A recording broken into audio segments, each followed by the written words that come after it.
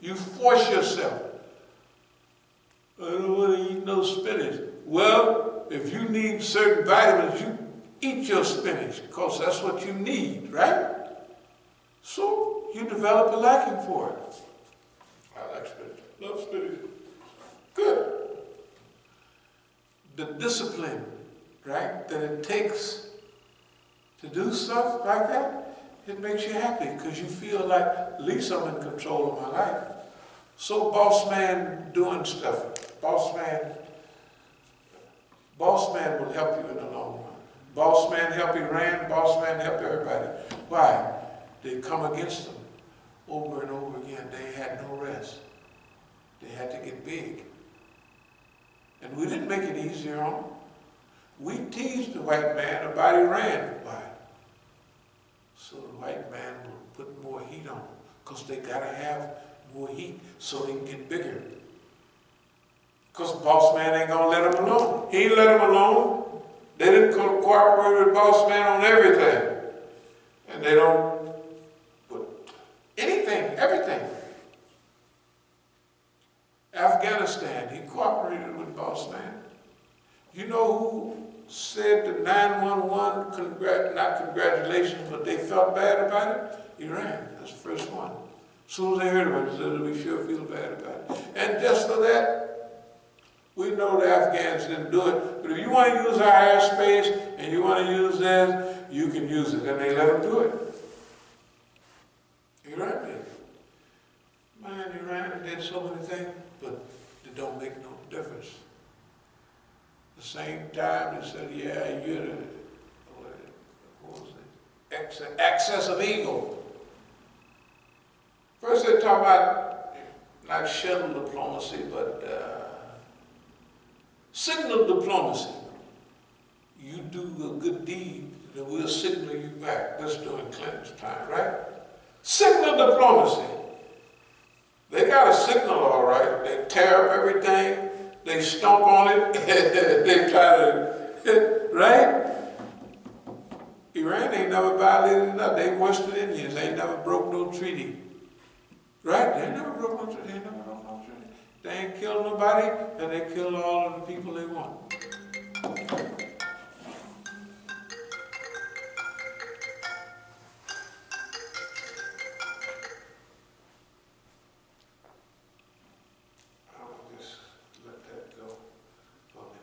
Okay, anyway, we'll speed up. I don't want to take all the time, but this is important issues. We got the Euro trying to destroy the world, and we got to say, no, that's enough, man. We've had enough. This is our opportunity to influence the world for good. Excuse me 1 second. Assalamu alaikum.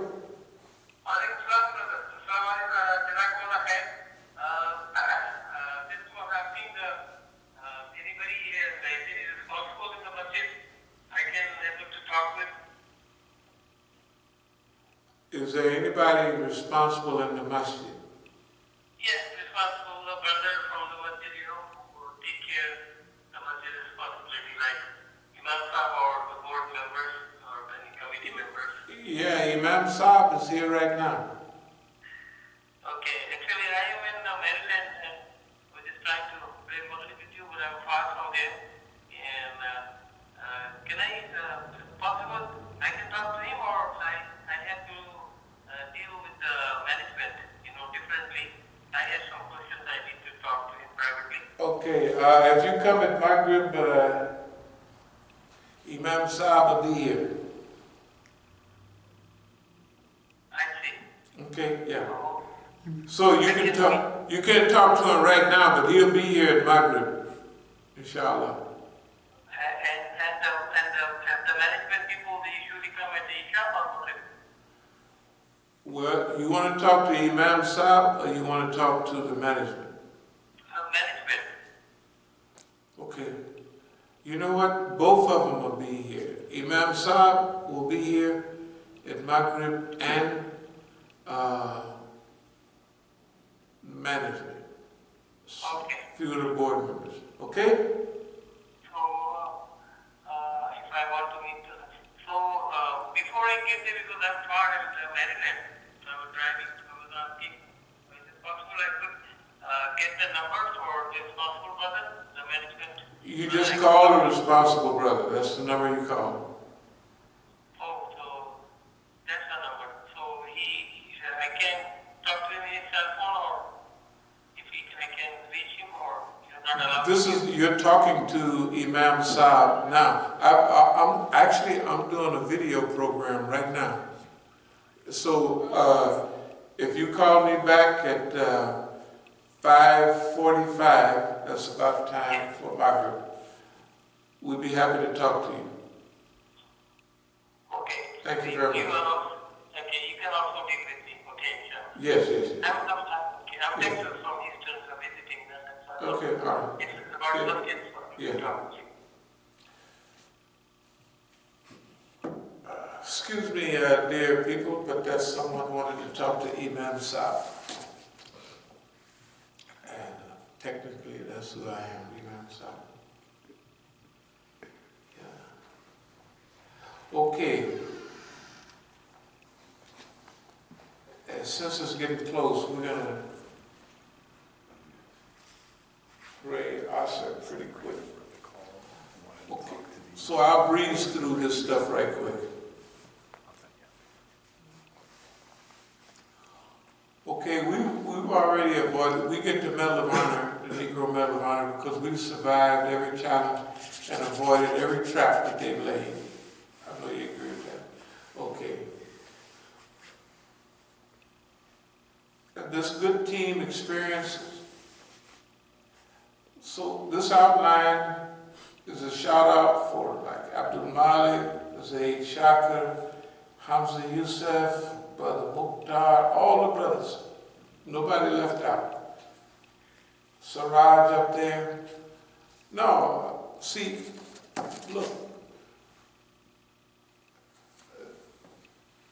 We always have a chance at something. Now, here we are, we have a chance and nobody's fighting over it.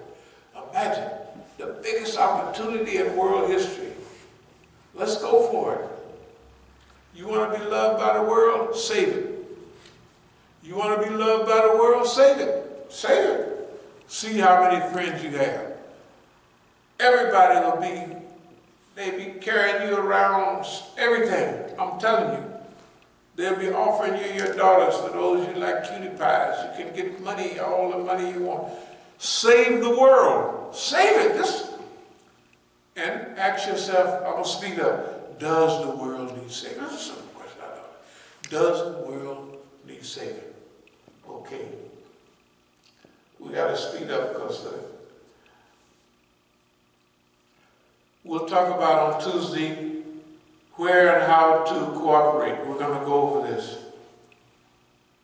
Campus, Masjid, churches, make the rounds 1 year. Make the rounds 1 year. And everybody put each other on the team. Don't go where. Like, for instance, anyway, we won't say that. Share the expenses and experience.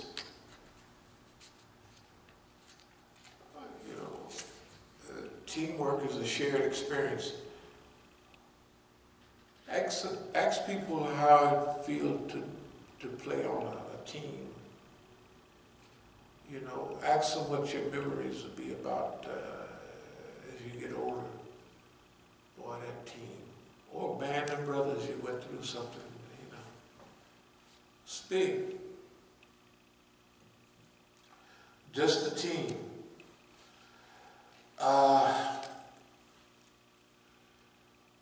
People, when they remember back in life, they remember those great experiences. The team experience, because it's something bigger than themselves. Something bigger than themselves. You take people off a team at the wrong time, they'll commit suicide. All kind of stuff. You remember the Temptations? What was one of the brothers' name? committed suicide. Why? Because he couldn't sing no more on the team. Why? Because that was, whatever they was, the temptations was bigger than all of them. Yeah, that name, that contribution, remember you're contributing, everybody that lived during that period, your songs are contributed to. When they remember that, they remember you. That's big. What about if we have a team and every time when they think back to 2020, 2025, they remember Negroes, they remember Muslims. The Muslims that was hunted down and talked about by Donald Trump are the saviors of the world. What partial saviors? You don't have to do it. This thing picks up space. Suppose you're a part of the institution that helped people get started. You can't do it all yourself. We can't do it all ourselves. But suppose one spark can start a prairie fire. Suppose we started. Who you think the people are going to remember? Who you going to think the people are going to think about? Just a chance to knock off out all of that Negroes and criminals, Muslims are this, Muslims did this, Muslims did that, right? How do you wipe it out? With good deeds. Okay.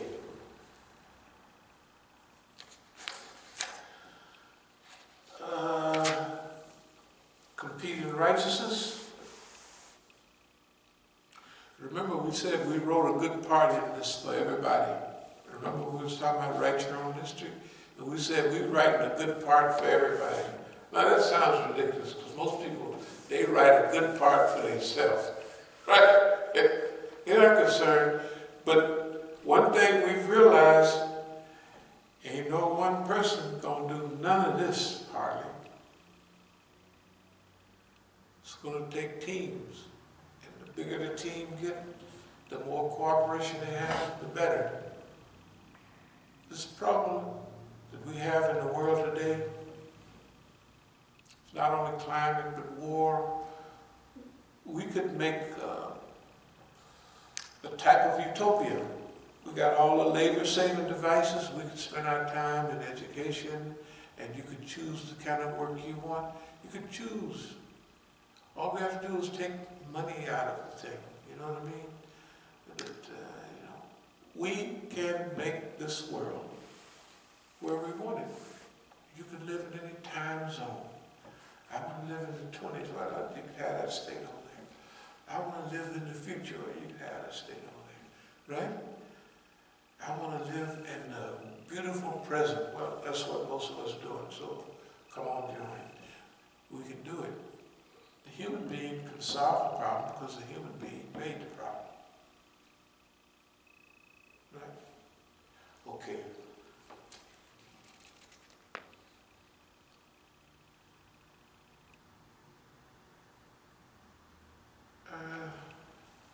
I don't want to talk about myself, but this is, my characteristic is not weakness, but an essential aspect of our evolution. What does that mean? That quality, y'all can remember some of my notes I wrote to myself. Kindness is not a weakness. That's just to remind yourself, because sometimes niggas make you mad. They do. Don't ever think they ain't got the ability, and you got to remind yourself. This kindness is not a weakness. You might have the ability to bump them off or do anything.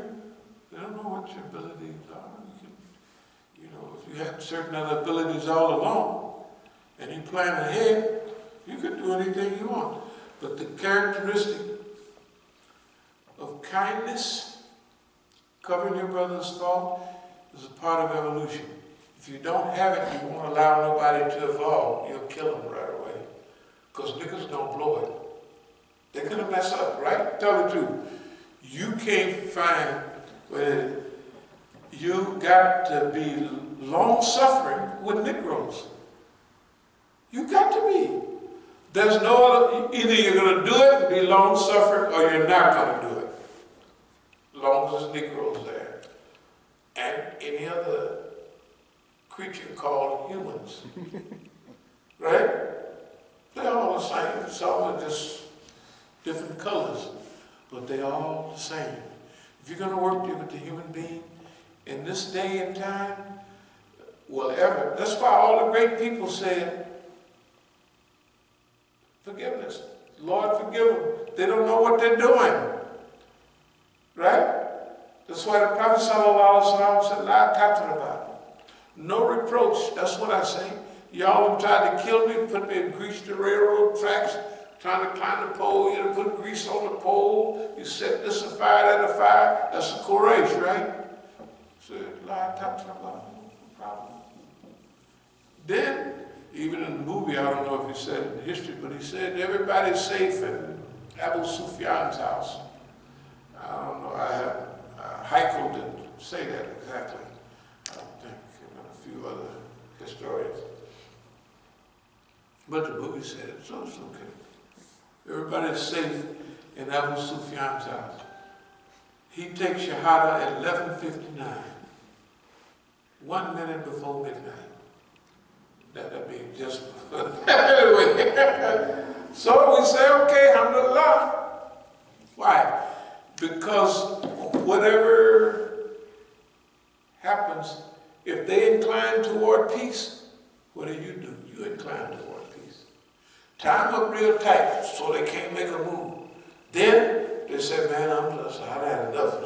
They incline toward peace. It don't make no difference whether they mean it or not. That's what the Quran put it. You just trust in Allah. Don't worry. Everything's going to come back. Okay. I will